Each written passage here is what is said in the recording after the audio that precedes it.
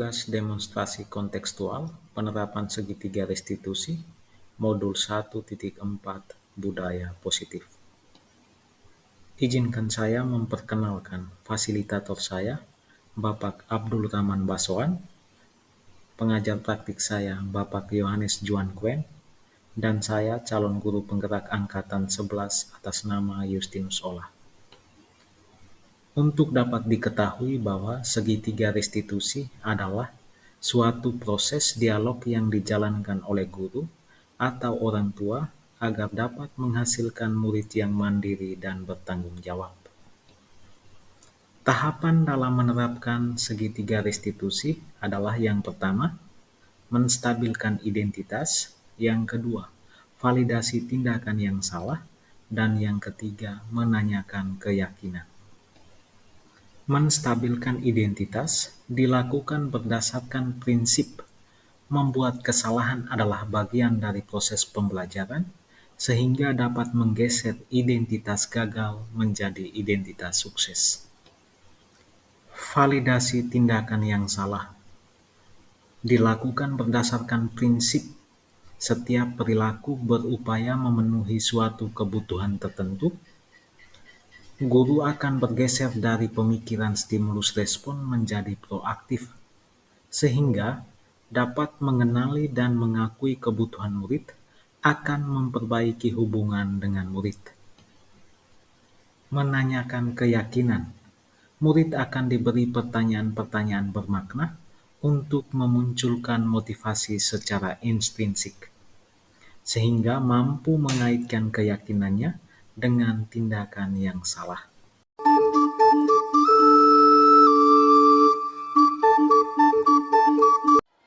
Kasus 1, JB murid kelas 11 fase F2 dilaporkan oleh penjaga sekolah bahwa JB ketahuan mencoret dinding kelas dan meja belajar. Skenario penyelesaian masalah dengan menerapkan segitiga restitusi sebagai berikut. Selamat siang, Pak. Selamat siang, JB. Silakan dulu. Terima kasih, Pak. Bagaimana kabarnya hari ini? Baik, Pak. Kamu pasti sudah tahu kenapa saya memanggil kamu bertemu saya siang ini. Iya, Pak.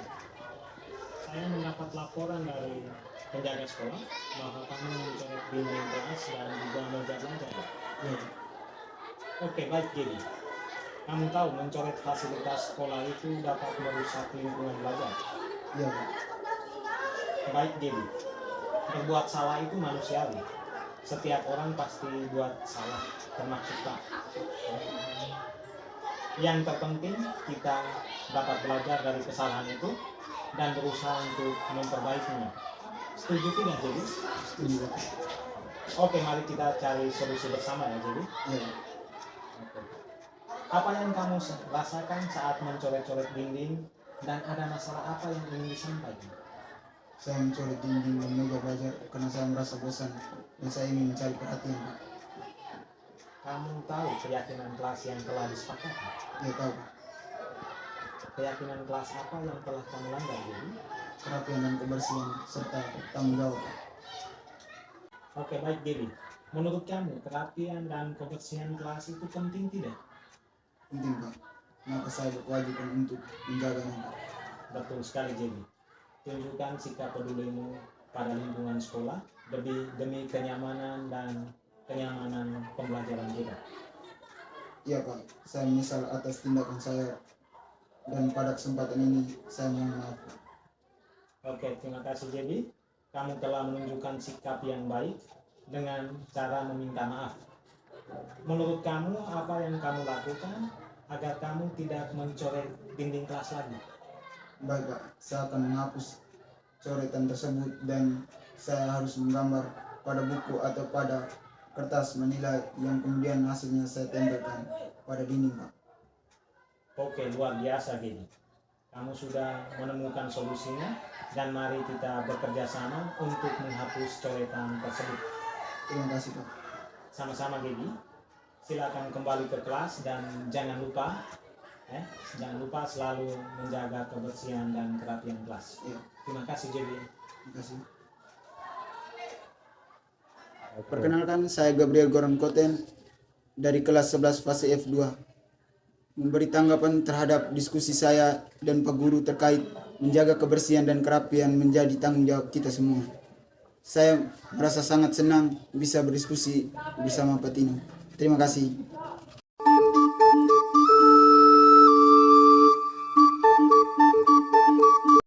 Kasus kedua, Evi, salah seorang murid di kelas 11 fase F1, sering datang terlambat, di mana setiap guru mata pelajaran mengeluh keterlambatan kehadirannya dalam mengikuti pembelajaran pada jam pertama, sehingga banyak materi yang tertinggal.